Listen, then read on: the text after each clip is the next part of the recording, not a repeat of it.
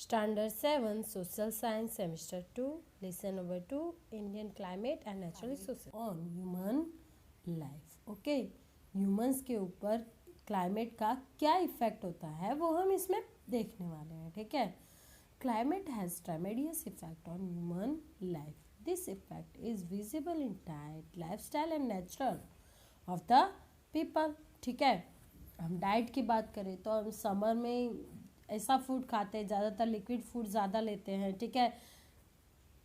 और फिर विंटर की बात करें तो हम उसमें मिलेट खाते हैं. ठीक है. और ड्राई फ्रूट्स वगैरह बहुत खाते हैं. डिफरेंट आइटम्स बनाते हैं हम ड्राई फ्रूट्स की. फिर रेनी सीज़न की बात करें तो उसमें हम जो ऑयली चीज़ें हैं, ठीक है, जो गरम गरम खाने की चीज़ें हैं वो खाते हैं. ठीक है. तो इस तरह से डाइट में भी डिफरेंस आता है. लाइफस्टाइल में ऑब्वियसली आप बचपन से देखते आए, विंटर होता है तो आप स्वेटर वगैरह पहनते हो. ठीक है. ऐसे कपड़े पहनते हो जो ऊपर से लेके नीचे तक कवर करें. ठीक है. और समर की बात आती है तो आप कॉटन क्लोथ्स पहनते हो. ठीक है. और रेनी सीज़न की बात आती है तो आप रेन कोट या फिर ऐसी चीज़ें पहनते हो. ठीक है.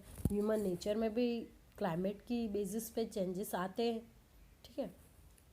Rajasthan faces water scarcity and hence most of the house have walled trenches to store water. ठीक है. आपको पता है राजस्थान में पानी की बहुत दिक्कत होती है. वाटर स्कैरसिटी देखने मिलती है आपको. ठीक है. पानी की कमी देखने मिलती है और इसलिए वहाँ पे घर भी इसी तरह से बनाए जाते हैं ताकि आप वाटर को सेव कर पाओ. ठीक है. People in North India use a woolen garment to protect themselves from extreme cold, while people of South India prefer a cotton cloth to protect themselves from heat. ठीक है. नॉर्थ इंडिया की बात करें तो विंटर सीजन में north India में बहुत ठंडी पड़ती है. ठीक है. तो वहाँ के लोग वुलन क्लोथ्स पहनते हैं.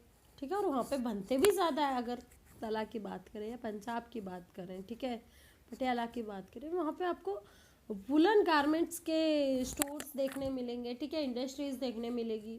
जबकि साउथ इंडिया की बात करें तो साउथ इंडिया में इक्वेटर के पास वाला रीजन है. ठीक है. इक्वेटर से लेकर ट्रॉपिक ऑफ कैंसर वाले के मिडल में आता है. तो वहाँ पे कैसा सीजन रहता है compare to north India. South India में ज़्यादा गर्मी रहती है. ठीक है. तो वो कॉटन क्लोथ्स पहनते हैं गर्मी से बचने के लिए. The people of the desert region wear a loose cotton cloth to prevent themselves from the continuous heat and protect themselves from the sand blowing across the desert. ठीक है. डेजर्ट में रहने वाले लोग लूज कॉटन क्लोथ्स पहनते हैं. ठीक है. ढीले ढाले कपड़े पहनते हैं ताकि वो जो गर्म हवाएं चलती हैं उससे बच पाए. ठीक है. लू से बच पाए. Due to varied climate they also cover their heads with the cloth pieces. ठीक है. वो अपना हेड है ना वो भी एक मतलब हैंकरचीफ से कवर करके रखते हैं. ठीक है. इसलिए राजस्थान में आपने देखा होगा वो पागड़ी वागड़ी ऐसा कुछ पहनते हैं. ठीक है. तो उसके पीछे एक रीजन है. अब आगे बताते हैं फोर्थ पॉइंट पे. Due to the varied climate condition across India the people of Gujarat are usually engaged in business. The people of Punjab are mostly soldiers, while the people of North India are involved in agriculture. Similarly, the nomads of the desert are engaged in animal husbandry. ठीक है. Climate condition के हिसाब से हम India की देखें तो गुजरात के लोग ज़्यादातर व्यापार वाणिज्य करते हैं, बिजनेस करते हैं. पंजाब की बात करें तो वहाँ के ज़्यादातर लोग आर्मी में जाते हैं, नेवी में जाते हैं. ठीक है. नॉर्थ इंडिया के लोगों की बात करें तो वो भी सेम प्लेन, गंगा प्लेन्स और जो कितनी सारी रिवर्स निकलती है तो एग्रीकल्चर में अपने आप को एंगेज करते हैं. फिर इसी तरह से जो डेजर्ट एरिया के लोग होते हैं वो उनके पास एग्रीकल्चर लैंड तो होता नहीं है तो फिर वो क्या करते हैं एनिमल हस्बेंड्री. ठीक है. Wheat is the staple food of the people of the coastal area of Gujarat, while rice and fish from the staple diet of the people of Tamil Nadu, Kerala and West Bengal. ठीक है. अगर हम गुजरात की बात करें तो staple food किसको बोलते हैं? नॉर्मल जो सब कंज्यूम करते हैं, ठीक है। तो गुजरात का स्टेपल फूड क्या है? तो राइस, सॉरी, वीट है। जबकि साउथ की बात करें तो केरला, वेस्ट बंगाल, तमिलनाडु, तो वहाँ पे स्टेपल फूड क्या है? ठीक है, ईस्ट और ईस्ट साउथ ईस्ट की बात करें तो वहाँ का स्टेपल फूड है। अब ऑब्वियसली उनको वहाँ पे राइस बहुत ग्रो होता है, ठीक है, तो राइस ही रहने वाला है। और कोस्टल एरिया है तो फिशेस भी इजीली मिल जाती है, ठीक है। अब इसके बाद हम सेकंड, क्लाइमेट तो हमने कंप्लीट कर लिया, उसके बाद सेकंड हमारा पॉइंट क्या है? Meaning of resources. रिसोर्सेज का मीनिंग क्या होता है वो हम देख लेते हैं, ठीक है। नॉर्मल टर्म में हम बोले रिसोर्सेज मतलब क्या, तो ह्यूमंस नेचर के पास से जो भी उसे मिलता है उसको यूटिलाइज करता है, ठीक है, अपने यूज के लायक बनाता है, उसी को रिसोर्सेज कहेंगे। Everything available in our environment which can be stored and used based on its quality, capacity and utility, and which become our heritage can be termed as a resources, ठीक है। जो भी चीज़ें हमको नेचर से मिलती है, एनवायरनमेंट से मिलती है, उसको हम स्टोर कर सकते हैं या फिर उनको यूज़ कर सकते हैं उसकी क्वालिटी, कैपेसिटी या यूटिलिटी के बेस पे, ठीक है, उसे हम रिसोर्सेज कहेंगे। Resources are also those that can fulfil certain aims, objects and other concrete solution towards problems, ठीक है। रिसोर्सेज हम किसे कहेंगे? जो ह्यूमंस के एम्स को, ऑब्जेक्टिव्स को पूरा करने के लिए मदद रूप रहता है, ठीक है, प्रॉब्लम्स को सॉल्व करता है, उसे भी रिसोर्सेज कहेंगे। Anything that can be aimed at and used to accomplish human necessity also become a resources। जो कुछ भी इंसान का एम कंप्लीट करने के लिए यूजफुल रहता है, ठीक है, ह्यूमंस की नीड है उसको फुलफिल करने के लिए जो भी मदद में आता है वो सब रिसोर्सेस है। तो अब इंडस्ट्रीज की बात करें तो ह्यूमंस, उसमें काम करने वाले जो कारीगर है वो उनके रिसोर्सेज है, ठीक है।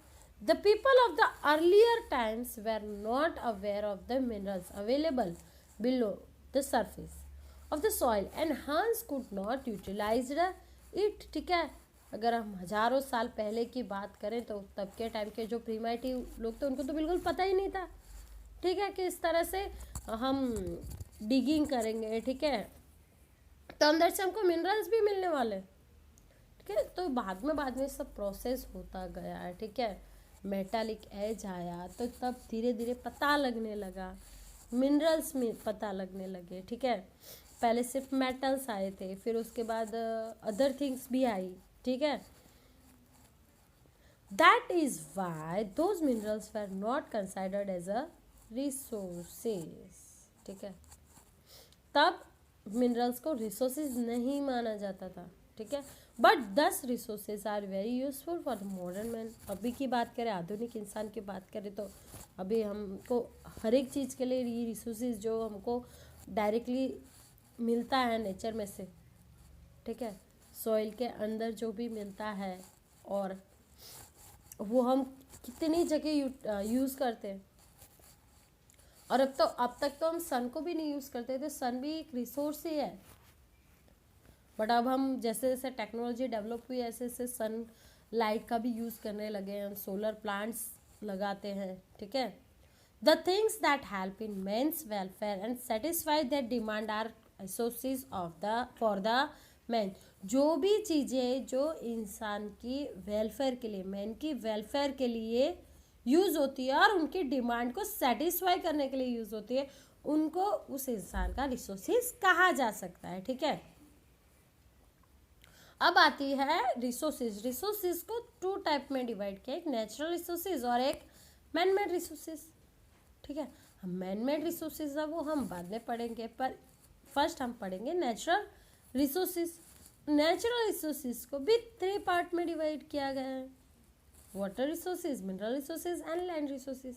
चलो इसको ब्रीफली पढ़ते हैं। Natural resources are everything that extends naturally in any environment is easily available and useful to men। जो भी चीज़ें हमको डायरेक्टली यूज़ करने के लिए मिलती है, ठीक है, उसी फॉर्म में मिलती है जिस फॉर्म में हम यूज़ कर पाए, उनको हम नेचुरल रिसोर्सेज कहेंगे। उनको भी हमने 3 पार्ट में डिवाइड किया है। There are 3 type of resources, water resources, mineral resources and land resources, ठीक है। वाटर रिसोर्सेज डायरेक्टली हमको मिलता है, रिवर के द्वारा मिले, ठीक है। लैंड रिसोर्सेज हम एग्रीकल्चर करते हैं, एनिमल हस्बेंड्री करते हैं, और वो भी छोड़ो, हम रहते हैं मकान बना के, लैंड पे ही तो रह रहे हैं ना, कोई समुद्र में तो नहीं रह रहा, ठीक है, ऐसे।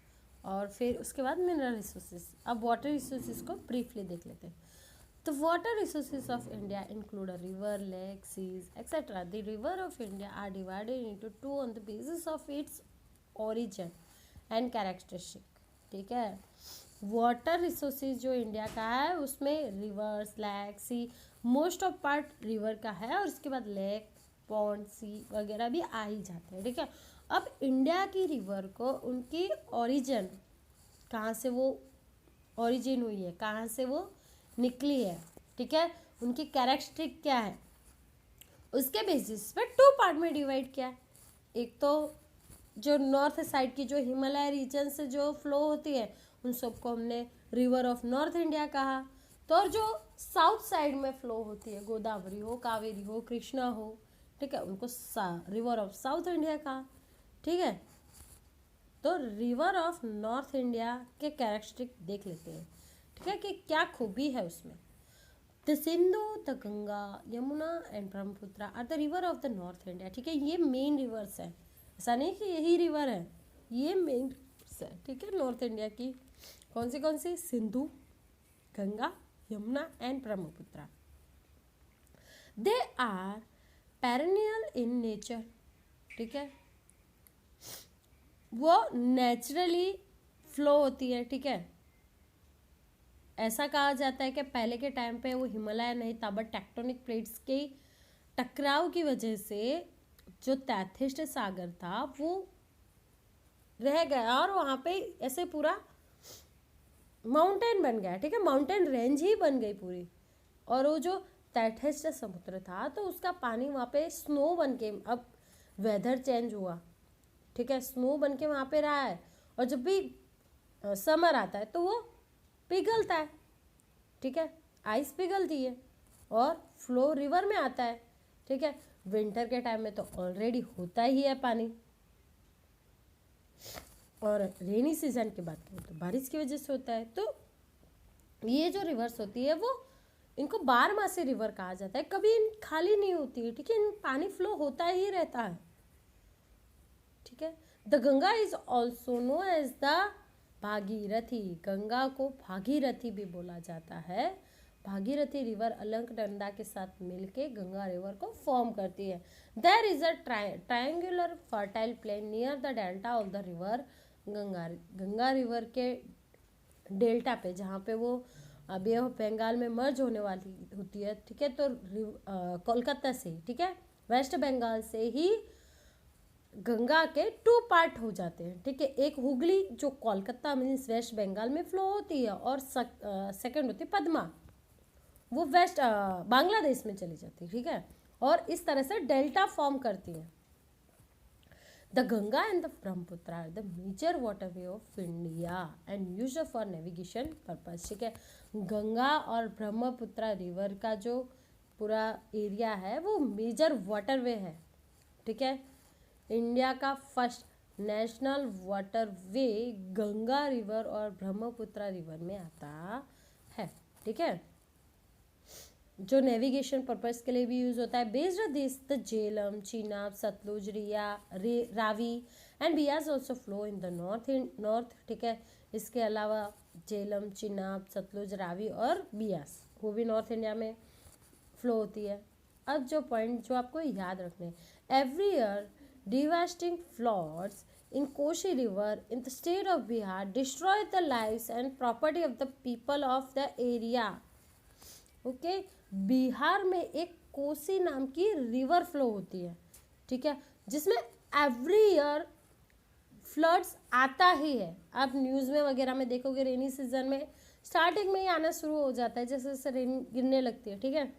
और इसीलिए बिहार से सोरो बोला जाता है इस रिवर को, ठीक है, दुख देने वाली। ये आपको याद रखना है, which river is the sorrow of Bihar, तो Kosi. Now rivers of southern India, south India की रिवर्स की बात करेंगे हम। Rivers like Tapi, Narmada, Mahanadi flow down from the mountain in central India. Central India के जो माउंटेन्स है वहाँ से फ्लो होते हुए, सेंट्रल इंडिया में कौन से आते हैं, विंध्य, ठीक है, वहाँ से तापी, नर्मदा जो कि गुजरात में ही फ्लो होती है, और महानदी जो कि बाहर फ्लो होती है। ये आपको सेंट्रल इंडिया की रिवर्स है। The Narmada and Tapi flow towards the west and merge with the Arabian sea, ठीक है। यही दो रिवर है जो रॉन्ग डायरेक्शन में, ठीक है, ईस्ट टू वेस्ट साइड में फ्लो होती है, और बाकी सारे भी रिवर्स है वो west to east side flow होती है, ठीक है। ये दो रिवर है जो ईस्ट टू वेस्ट फ्लो होते हुए अरेबियन सी को मिलती है। Godavari, Krishna, Kaveri and Tungabhadra flow eastwards and merge into a bay of Bengal, ठीक है। गोदावरी, कृष्णा, कावेरी और तुंगभद्रा ईस्टर्न वर्ड्स फ्लो होती है और बे ऑफ बंगाल में मिलती है। This river flow through the uneven surface of the group like high and slopy region and therefore from water falls, ठीक है। ये जो रिवर है उनका जो रास्ता है वो अनइवन है, कहीं काफ़ी हाई है, कहीं एकदम नीचे, ठीक है, और इसी की वजह से वाटरफॉल फ्लो फॉर्म होते हैं। That is why this river are not used as a waterway, इसीलिए इनमें से किसी भी रिवर का as a waterway use होता नहीं है। किसी का मतलब एक है, एक रिवर आगे आएगी, मतलब रिवर का नहीं फ्लो होता है, बट रिवर से डैम बनाया गया है, और डैम से जो कैनाल बनाई गई उसको नेशनल वाटरवे डिक्लेयर किया गया है, ठीक है। They are used for irrigation purpose and in production of hydro electricity, ठीक है। और ये रिवर्स का इरिगेशन पर्पज के लिए, ठीक है, एग्रीकल्चर लैंड के लिए यूज़ किया जाता है, ठीक है, पानी पहुंचाने के लिए, और हाइड्रो इलेक्ट्रिसिटी प्रोड्यूस करने के लिए भी यूज़ किया जाता है। हाइड्रो इलेक्ट्रिसिटी प्रोड्यूस कैसे होती है, डैम बनाया जाता है, और वहाँ पे आपने सरदार सरोवर डैम देखा ही होगा, ठीक है, आपने विजिट किया होगा, नहीं किया हो तो कर लेना, ठीक है। उसमें जैसे इलेक्ट्रिसिटी जनरेट किया जाता है वाटरफॉल के द्वारा, ठीक है। अब उनको मल्टीपर्पज़ प्रोजेक्ट बोला जाता है क्योंकि उनसे कई फायदे हो सकते हैं, ठीक है।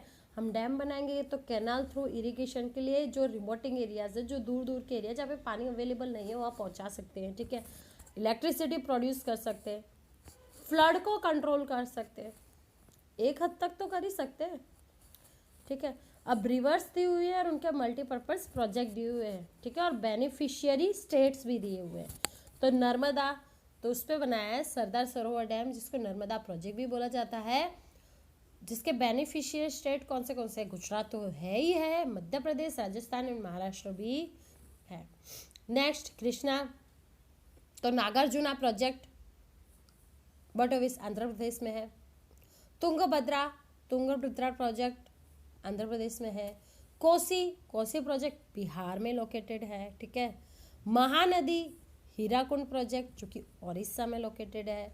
सतलुज भाखरा नागल प्रोजेक्ट जो सबसे पुराना प्रोजेक्ट है, ठीक है, और काफ़ी बड़ा भी है, पंजाब, हरियाणा और राजस्थान में लोकेटेड है।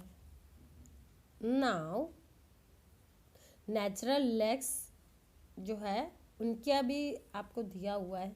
तो जम्मू एंड कश्मीर में कौन से लेक्स, डल एंड वुलर जो कि फ्रेश वाटर के हैं। आंध्र प्रदेश में कोलेरू जो अगेन फ्रेश वाटर के हैं।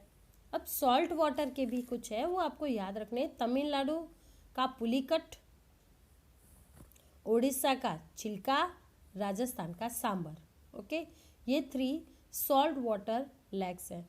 और उसके बाद आती है गुजरात की, तो गुजरात में नल सरोवर जो मीन्स फ्रेश और सॉल्टी का मिक्सिंग है, ठीक है, पार्टली सॉल्ट वाटर लेक है, ठीक है। इस तरह से आपको सरदार सरोवर डैम का दिया हुआ है प्रोजेक्ट। ये वाटरफॉल हो रहा है, नीचे टरबाइन बिठाई जाती है और इससे वो टर्न होती है, इंजन के साथ कनेक्टेड रहती है और इलेक्ट्रिसिटी प्रोड्यूस होती है। ठीक है, चलो अब आर्टिफिशियल लेग्स भी है कुछ इंडिया में। आर्टिफिशियल लेग्स किसको बोलेंगे? जो बनाई गई हो। ठीक है, तो कौन सी है? तो हिमाचल प्रदेश में सतलुज रिवर पे बनाया गया है द गोविंद सागर। आंध्र प्रदेश में कृष्णा रिवर पे बनाया गया है नागार्जुन सागर। अगेन आंध्र प्रदेश में मंजरा निज़ाम सागर। गुजरात के नर्मदा पे सरदार सरोवर सागर। मध्य प्रदेश के चंबल में गांधी सागर। ओके, नर्मदा प्रोजेक्ट का कुछ इन्फॉर्मेशन दी गई है। ठीक है, नर्मदा प्रोजेक्ट 1956 में उसका शिलान्यास किया गया था, बट कुछ पॉलिटिकल रीज़न थे, कुछ और रीज़न की वजह से ये कंप्लीट नहीं हुआ। बट जब श्री नरेंद्र मोदी जब अगेन सीएम बने गुजरात के, ठीक है, सीएम बोल रही हूँ मैं, सीएम बने तो उन्होंने इसके लिए काफ़ी काम किया, जो भी प्रोजेक्ट अटका हुआ था। ठीक है, अदर स्टेट्स नहीं मान रहे थे तो उनको भी सॉल्ट आउट किया और फाइनली बन गया है। ठीक है, जब गुजरात के सीएम थे उसी उनके टेन्योर में उन्होंने ये रेडी कर दिया था project. Okay, the Narmada project is the biggest multipurpose project of Gujarat. Gujarat का बिगेस्ट मल्टीपर्पज प्रोजेक्ट है। In the term of capacity the main canal of the Narmada project is the biggest in the world. ठीक है, capacity की बात करें तो main canal जो है नर्मदा प्रोजेक्ट का वो वर्ल्ड में सबसे बड़े में बड़ा है। The length of the entire canal network is approximately 66,000 kilometre. Total canal का नेटवर्क मतलब टोटल कैनाल कितने एरिया में लोकेटेड है? तो 66,000 किलोमीटर लेंथ तक फ्लो होती है। ये सबसे बड़ा है वर्ल्ड में। अब कितने विलेजेस और कितने सिटीज़ को पीने का पानी पहुंचाती है? ठीक है, तो 8,215 विलेजेस और 135 सिटीज़ को जो गुजरात की है उनको ड्रिंकिंग वाटर प्रोवाइड करती है। 14 district, 75 talukas and 3,360 villages of Gujarat are getting irrigation facility through Narmada project. ठीक है, 14 डिस्ट्रिक्ट, 75 तालुकाज एंड 3,316 villages को इरिगेशन वाटर पंप भी सप्लाई करती है। ठीक है, तो यहाँ पे हमारा नेचुरल रिसोर्सेज में जो फर्स्ट पॉइंट था वाटर रिसोर्सेज वो कंप्लीट होता है। नेक्स्ट लेक्चर में हम इसके आगे पढ़ेंगे। Till then bye bye, have a nice day.